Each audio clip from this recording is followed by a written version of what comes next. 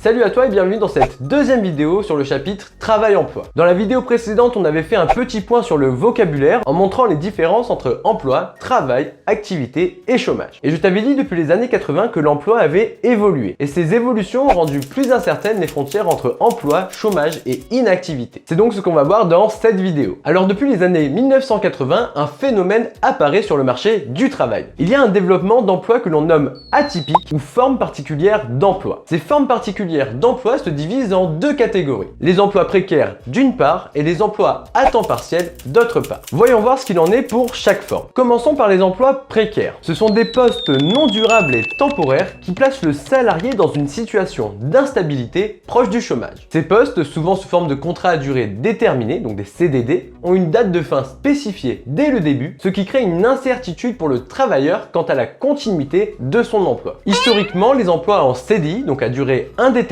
qui offrent une plus grande sécurité de l'emploi, constituaient la majorité des emplois salariés. Cependant, depuis le début des années 80, on peut observer une baisse significative de leur part au profit des CDD et d'autres formes de travail intérimaire. Pour être précis, la part des CDI a diminué de 7,6 points de pourcentage entre 1982 et 2020, tandis que celle des emplois précaires a augmenté de 6,6 points de pourcentage. Mais en plus de la précarité croissante des emplois, une autre forme atypique se développe, les emplois à temps partiel. Un emploi à temps partiel, c'est un poste où le temps de travail est inférieur à la norme légale, 35 heures par semaine en France, ou à ce qui est fixé par les conventions collectives. On distingue généralement l'emploi à temps partiel choisi, donc voulu par le salarié, et l'emploi à temps partiel subi, contraint et non choisi. Il faut savoir que les emplois à temps partiel ont presque doublé depuis 1982, passant de 9,4% à 17,6% en 2020. L'emploi a donc évolué depuis les années 80 en favorisant le développement d'emplois atypiques tels que les emplois précaires, CDD et intérim, et les emplois à temps partiel. Mais ces évolutions ont une conséquence directe sur le marché du travail. Elles brouillent les frontières entre emploi, chômage et inactivité. Je sais pas si tu te souviens, mais on avait vu sur le chapitre du chômage qu'en 1984, l'économiste Jacques Fraissinet avait montré une réalité nuancée du marché du travail où il expliquait que les frontières entre chômage, emploi et inactivité n'étaient pas aussi distinctes qu'il y paraissait. Ces zones floues formaient ce qu'il appelait le halo du chômage. Ce halo incluait plusieurs cas de figure où les personnes n'étaient pas comptabilisées comme chômeurs selon les critères du BIT, mais dont la situation est très proche de celle du chômage. Une des raisons qui a rendu les frontières entre emploi, chômage et inactivité plus incertaines est liée au développement des formes particulières d'emploi, car elles ont engendré une plus grande hétérogénéité de l'emploi. Voyons voir comment le développement des formes d'emploi atypiques ont davantage brouillé les frontières en se concentrant sur chacune des zones du halo. Commençons par la zone qui se situe entre chômage et inactivité. Au sens strict et défini par l'INSEE cette fois, elle correspond au halo du chômage, qui regroupe les personnes inactives au sens du BIT, mais proches du marché du travail. Ce sont donc des inactifs qui désirent travailler, mais qui ne sont pas comptabilisés comme chômeurs. L'INSEE distingue trois composantes dans ce halo. La première regroupe les personnes sans emploi, qui en recherchent un, mais qui ne sont pas disponibles pour travailler. Ce sont par exemple des étudiants en fin de cycle qui prévoient des candidatures pour des emplois futurs, mais qui ne peuvent pas commencer immédiatement à travailler en raison de leurs examens ou leurs obligations académiques. La deuxième composante regroupe les personnes sans emploi qui n'en recherchent pas, mais qui souhaitent travailler et sont disponibles pour le faire. Ce sont par exemple les chômeurs découragés qui ont cessé de chercher activement un emploi parce qu'elles pensent qu'il n'y a pas de travail disponible pour elles, mais qui restent prêtes à travailler immédiatement si une opportunité se présentait. Et enfin, la troisième composante regroupe les personnes sans emploi qui n'en recherchent pas, mais qui souhaitent travailler et ne sont pas disponibles pour le faire. Ce sont par exemple des personnes en congé parental ou en arrêt maladie longue durée qui souhaiteraient travailler, mais qui pour l'instant ne peuvent pas en raison de leurs obligations familiales ou de santé. En 2019, 1 628 000 personnes en France étaient dans ce halo, avec 352 000 personnes dans la première composante, 728 000 dans la deuxième et 548 000 dans la troisième. En 2003, il y avait 1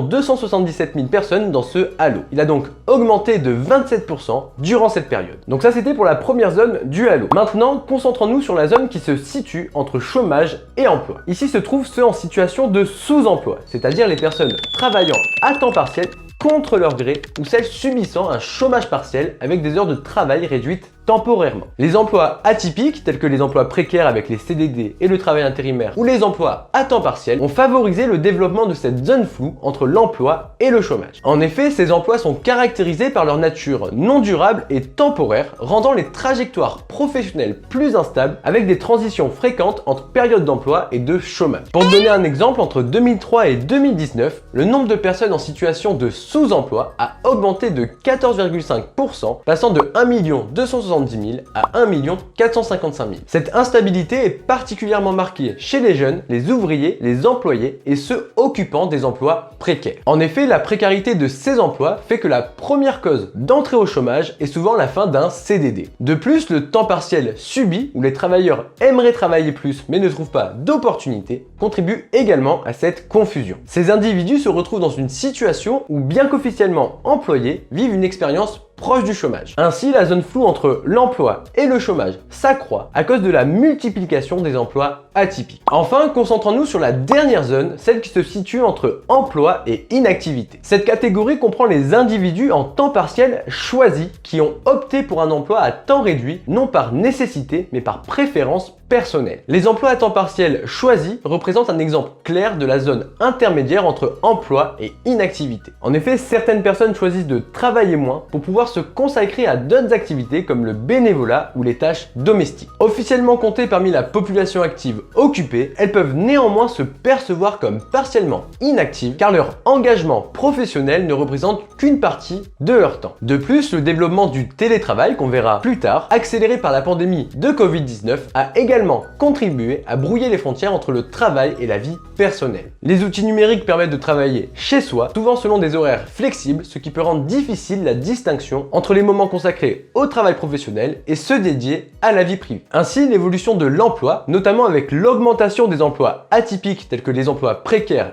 et les temps partiels, a rendu plus floues les frontières entre emploi, chômage et inactivité. Mais maintenant, et après s'être concentré sur l'évolution des emplois ainsi que ses effets, on va s'intéresser à la qualité de ces emplois. Autrement dit, on va voir comment mesurer la qualité d'un emploi. Déjà, tous les emplois n'ont pas les mêmes caractéristiques et ne se valent pas. Se pose donc la question de la qualité de l'emploi. Alors la qualité de l'emploi se définit comme la manière dont un emploi contribue au bien-être actuel et futur d'un travailleur. Pour évaluer la qualité des emplois, 6 critères, 6 descripteurs sont pris en compte. Ces critères réunissent à la fois les aspects relevant de la qualité du travail et de la qualité de la situation d'emploi. Donc voyons voir quels sont ces 6 descripteurs. Le premier descripteur qui mesure la qualité d'un emploi correspond aux conditions de travail. Ces dernières se réfèrent à l'environnement immédiat dans lequel les employés exercent leurs activités quotidiennes ainsi qu'à la perception qu'ils ont de cet environnement. Ce descripteur prend en compte plusieurs facteurs tels que la répétitivité des tâches, la pénibilité physique et mentale du travail, ainsi que les diverses contraintes subies par les travailleurs. Par exemple, selon les données de la DARES, en 2019, 75,4% des ouvriers et ouvrières déclarent rester longtemps debout, contre seulement 15,3% des cadres. De même, 53,1% des ouvriers doivent maintenir des postures pénibles ou fatigantes, alors que cette proportion n'est que de 16,4% pour les cadres. Ces inégalités dans les conditions de travail ont des implications directes sur la satisfaction au travail, la santé des travailleurs et la qualité globale de leur emploi. Ensuite, le deuxième descripteur, c'est le niveau de salaire. Il correspond à la rémunération de l'emploi salarié. Le revenu d'activité, aussi appelé revenu du travail, apporte en effet un niveau de satisfaction variable en fonction du montant de salaire perçu. En effet, il détermine le pouvoir d'achat, c'est-à-dire la capacité à acquérir des biens et des services, ce qui est fondamental pour la qualité de vie. Dans de nombreux cas, le niveau de salaire influence également l'accès au crédit bancaire. Les employés avec des salaires plus élevés ayant généralement un meilleur accès au prêt. De plus, il affecte aussi le statut social d'une personne. Dans beaucoup de cultures, le revenu est associé à la réussite professionnelle et au prestige social. Un salaire élevé peut donc renforcer l'estime de soi et le respect parmi les pairs. Et enfin, il contribue à la sécurité économique à long terme. Car oui, un bon niveau de salaire permet non seulement de couvrir les dépenses courantes, mais aussi d'épargner pour l'avenir, augmentant ainsi la stabilité financière. De plus, les bénéfices à long terme tels que les pensions de retraite et les indemnités de chômage, souvent calculés sur la base des revenus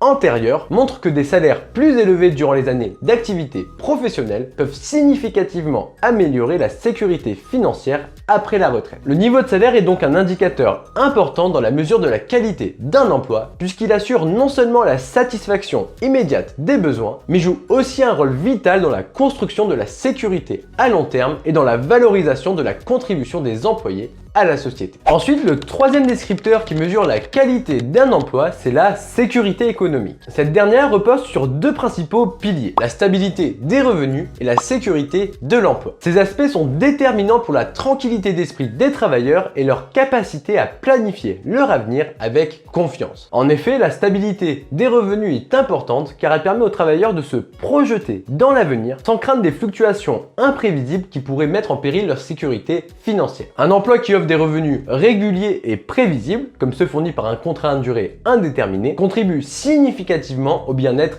économique. Cette régularité est rassurante pour les employés car elle assure que leur pouvoir d'achat et leur capacité à répondre à leurs besoins et à ceux de leur famille resteront stables. Et c'est la même chose pour la sécurité de l'emploi qui fait référence à la faible probabilité de perdre son emploi et à la facilité avec laquelle un individu peut en retrouver un. Les emplois à durée indéterminée sont généralement perçus comme plus sécurisants que les emplois à durée déterminée ou les postes d'intérim puisqu'ils offrent moins de risques de se retrouver sans emploi du jour au lendemain. La sécurité économique est donc essentielle pour mesurer la qualité d'un emploi. Bon, passons au quatrième indicateur qui mesure la qualité d'un emploi, la variété des tâches. Ce critère met en lumière la diversité et la richesse des activités professionnelles que les employés peuvent expérimenter au sein de leur poste de travail. La variété des tâches est bénéfique car elle permet aux employés de renouveler régulièrement le contenu de leur activité professionnelle. Ce renouvellement peut prendre plusieurs formes. Déjà, la rotation des tâches. Cette approche implique le changement périodique des tâches entre les employés, permettant à chacun de s'engager dans une gamme plus large d'activités et d'éviter la monotonie. Ensuite, il y a l'élargissement des tâches. Ici, les employés se voient confier un éventail plus large de responsabilités, ce qui peut augmenter leur engagement et leur intérêt pour le travail. Et enfin, il y a l'enrichissement des tâches. Cette méthode vise à augmenter la quantité de responsabilités et l'autonomie des employés dans la réalisation de leurs tâches. Cela leur offre plus de satisfaction dans leur rôle et potentiellement une meilleure performance. La variété des tâches contribue donc de manière significative à l'épanouissement professionnel en réduisant la répétitivité et en prévenant l'ennui au travail. De plus, en permettant aux employés de changer régulièrement de posture, d'utiliser différents groupes musculaires ou de s'engager dans des activités mentales variées, elle peut aider à maintenir une bonne santé physique et mentale, stimulant la créativité et l'innovation. La variété des tâches est ainsi un indicateur essentiel de la qualité d'un emploi car elle offre des avantages significatifs en termes de satisfaction au travail et de développement personnel. Ensuite, passons à l'avant-dernier descripteur qui mesure la qualité d'un emploi, l'horizon de carrière. Il englobe les perspectives de progression dans une carrière professionnelle, ce qui inclut la possibilité de passer d'un emploi à un autre et d'obtenir des promotions ou des augmentations de salaire au fil du temps. En effet, l'horizon de carrière reflète la stabilité et la continuité professionnelle. Un emploi de qualité devrait offrir des perspectives claires et réalisables de développement professionnel et de progression. Cela signifie que l'employé devrait pouvoir anticiper des opportunités de monter en grade ou d'élargir ses compétences, contribuant ainsi à un sentiment de sécurité et de satisfaction au travail. Mais le problème, c'est que ce descripteur est particulièrement sensible aux discriminations. Qu'elles soient basées sur l'ethnie, le genre, l'âge ou l'orientation sexuelle, elles peuvent sérieusement limiter l'horizon de carrière des individus. Par exemple, les femmes peuvent se heurter à des plafonds de verre qui limitent leur progression, surtout après des événements comme la maternité, phénomène souvent décrit comme la pénalité de maternité. Cette pénalité peut se traduire par des promotions moins fréquentes et des augmentations de salaire plus rares par rapport à leurs homologues masculins, qui peuvent au contraire bénéficier d'une prime de paternité, augmentant leur salaire après être devenus père. Et c'est ainsi qu'en 2023, selon l'Observatoire Schéma de la féminisation des entreprises, sur les 80 postes présidents et ou directeur général des entreprises du CAC 40, seuls 7,14% sont occupés par des femmes, soit 5 postes occupés par des femmes sur les 80. Ainsi, l'horizon de carrière est un indicateur important de la qualité d'un emploi puisqu'il influence non seulement le bien-être immédiat des employés, mais aussi leur engagement et leur productivité à long terme. Enfin, le sixième et dernier indicateur qui mesure la qualité d'un emploi, c'est le potentiel de formation. Cet indicateur évalue les opportunités offertes aux employés pour développer leurs compétences, non seulement à travers des programmes de formation continue, mais mais aussi via l'application pratique de ces compétences dans leurs tâches quotidiennes. Le potentiel de formation impacte la qualité d'un emploi de plusieurs manières. D'abord, il augmente l'employabilité, c'est-à-dire la capacité d'un individu à trouver un emploi et à s'adapter aux exigences changeantes du marché du travail. Ensuite, il contribue à la satisfaction et à l'épanouissement professionnel en permettant aux employés de se sentir valorisés et de voir un avenir clair au sein de leur entreprise ou de leur secteur. Enfin, un bon potentiel de formation prépare les employés à des rôles